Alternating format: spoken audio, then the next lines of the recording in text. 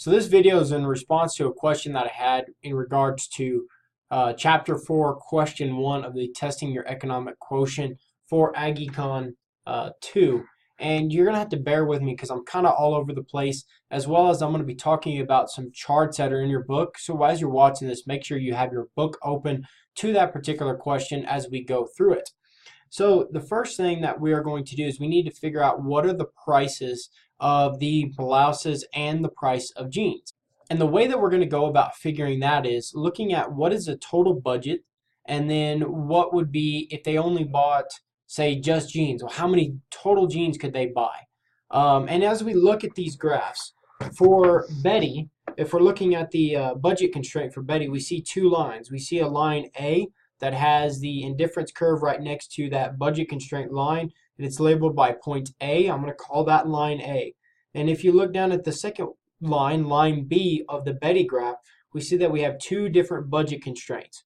We also notice that it rotated. It didn't shift. Well, that rotation means that we had a single price change.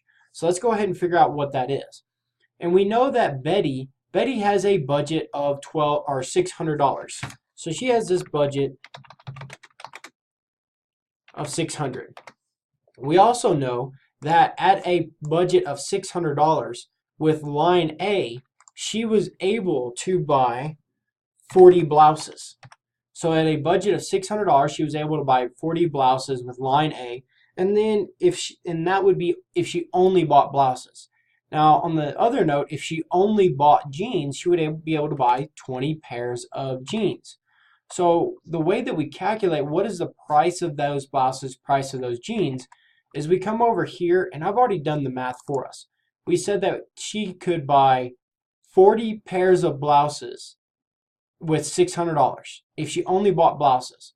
Well, we take 600 divided by 40, and that gives us an answer of 15. That means that each one of those blouses costs $15.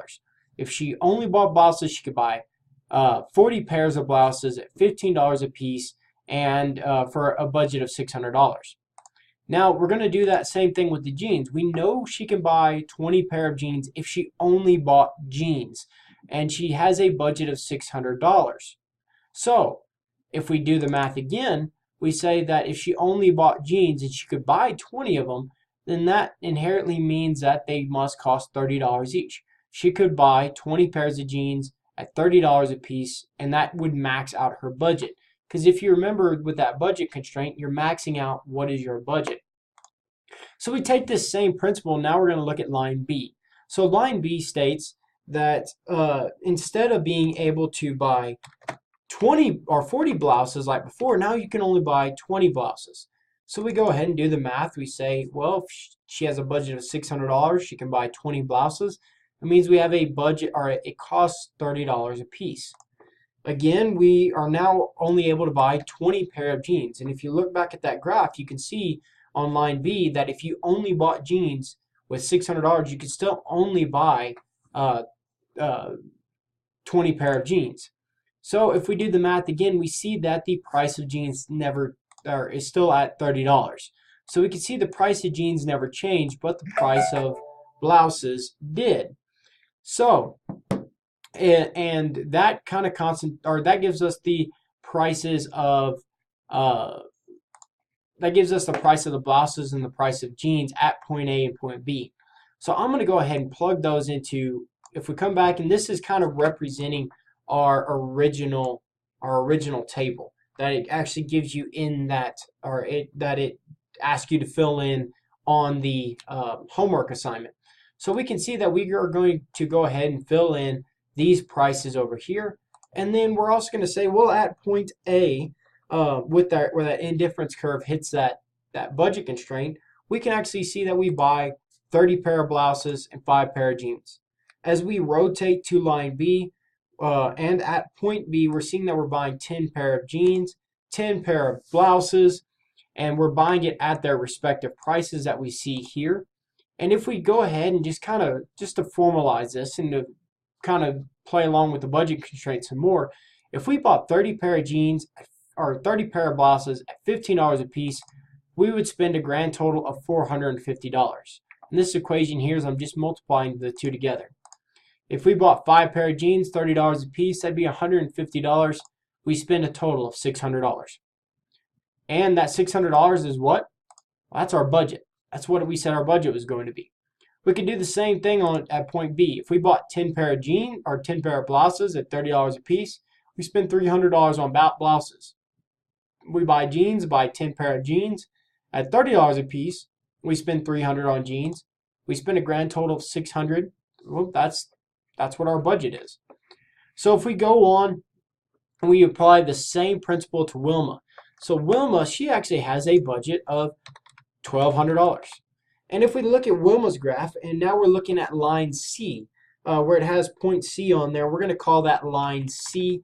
So we're actually going to change this from A to B to, and this one's going to be C, and this one's going to be D. So if we look at that, and we look at that line C, we can see that if she only bought blouses with her budget, she could spend, or she could buy 80 blouses. Or if she bought just jeans, she could buy 40 pair of jeans given her particular budget. So we go through the math again. We say, well, we have 1,200 divided by 80, the budget divided by the amount of blouses you could buy. And we took the price of the jeans would be the amount of the budget divided by the amount that we could buy. So we can see that the price of jeans is $30 here as well. We do the same deal and we look at line D now. Line D says you could buy 40 blouses or you could buy 40 pair of jeans. And we do that simple math where we take our budget divided by the number that we could potentially buy to come up with a price like we did here. So I'm going to simply take these two prices or these four prices and we're going to put them in right here on this table. And that's going to fill in that part of that table. And then I'm just going to go through where these points are on the graph and actually put in the points from C. We can see at point C you could have 30 blouses and 10 pair of jeans. And at point D you could have 20 blouses or 20 pair of jeans. So this is going to fill out our particular table. The next part of this question asks, for which commodity can you derive a demand curve? Well, if you remember, a demand curve shows a relationship between prices and quantity, and that we need at least two different prices to be able to see that relationship. So if we look, does the price for blouses ever change? Well, yeah, it increases from 15 to 30. We have the data where it increases from 15 to 30 blouses. What about the price of jeans? Does it ever change? No, it doesn't.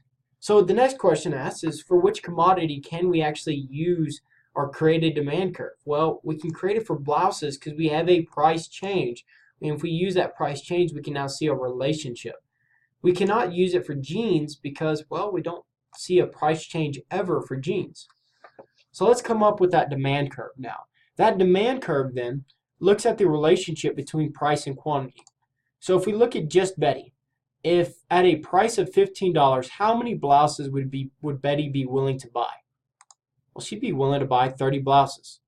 You see, at a price of 15, she's willing to buy 30 blouses. If we come down here, and at a price of $30, how many blouses would she be willing to buy? She'd be willing to buy 10, and we can see that here. At a price of 30, she'd be willing to buy 10 blouses. We do the same thing for Wilma. At a price of 15, we say, all right, at a price of 15, she's willing to buy 60 blouses. For Wilma, at a price of 30, she's willing to buy 20 blouses. So now we have the relationships here to create a demand curve for Betty and for Wilma. Now we need to come up with a market demand curve, assuming that Wilma and Betty are the only two customers in this market. And if you remember, the market demand curve is a summation of all of the individual demand curves. So basically, we got to add this demand curve and this demand curve together.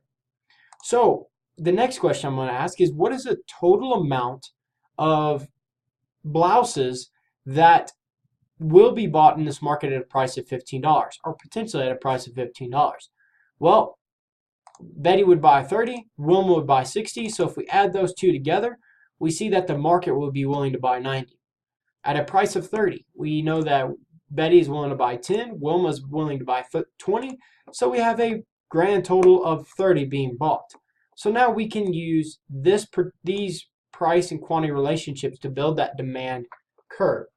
For anybody that's having questions or is a little bit confused on this particular question, I hope this video helps.